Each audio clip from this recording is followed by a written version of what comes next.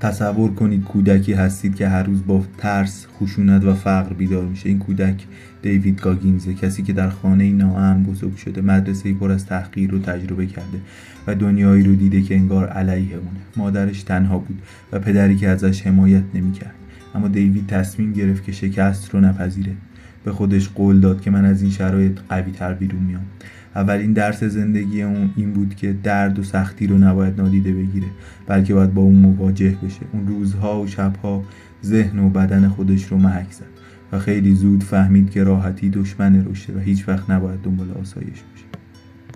هر شکست برای اون یک فرصت بود تا قوی تر بشه. گاگینز میگه ذهن بزرگترین محدودیت و بزرگترین قدرت انسان رو میسازه.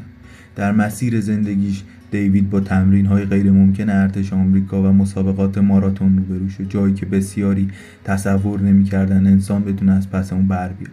اما اون باور داشت که اکثر مردم تنها از 40% توان واقعیشون استفاده می‌کنن. اون تصمیم گرفت بیش از 100% خودشو نشون بده. هر تمرین، هر دویدن، هر لحظه دردناک تمرینی برای ذهن اون بود و یاد گرفت که هیچ مرز واقعی وجود نداره. دیوید شما رو دعوت میکنه تا بهانه‌هاتون رو کنار بگذارید و با خودتون صادق باشید. هر داستان اون مثل یه آینه است که از شما میپرسه من چقدر تلاش میکنم. اون شکست‌هاشو بدون هیچ پرده‌ای روایت میکنه و نشون میده که موفقیت بدون درد و مبارزه واقعی ممکن نیست. هر فصل کتاب مثل یک ضربه بیدار کننده است که شما رو وادار میکنه از ترس، درد و سختی فرار نکنید و به جلو حرکت کنید. وقتی همه چیز علیه شماست هنوز هم میتونید برنده بشید و دیوید باور داره که مسئولیت کامل زندگی خودتون باید خودتون بپذیرید. هیچ کس جز شما نمیتونه مسیرتون رو تغییر بده. این کتاب پر از انرژی و انگیزه است و شما رو مجبور میکنه از منطقه امنتون خارج بشین. ترس‌ها و محدودیت‌های ذهنی رو به چالش بکشید. گاگینز میگه اگه از درد فرار کنید هیچ وقت نمیفهمید که چقدر قوی هستید. داستان‌های ماراتون، تمرین‌های ارتش و دوهای طولانی همه ابزارهایی هستند که رو ذهن و روح شما رو آماده میکنن تا فراتر از تصور خودتون حرکت کنید.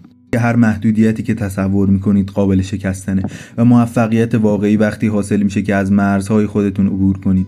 کتاب پر از تمرین‌های عملی برای ذهنه، تمرینایی که شما رو قوی‌تر، مصمم‌تر و بی‌باک‌تر میکنن.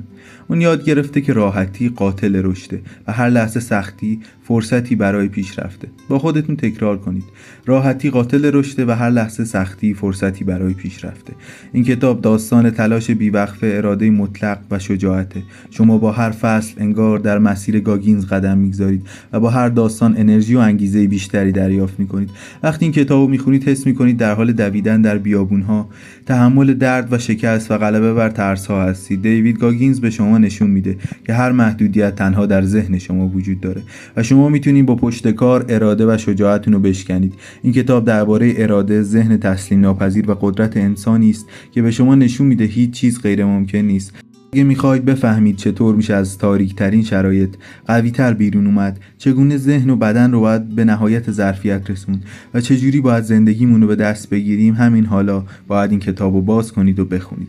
بعد از اون هیچ بهانه‌ای برای عدم پیشرفت باقی نمیمونه و شما آماده‌اید تا بهترین نسخه خودتون بشید، قوی‌تر، مصمم‌تر و شجاع‌تر از هر زمان دیگه‌ای.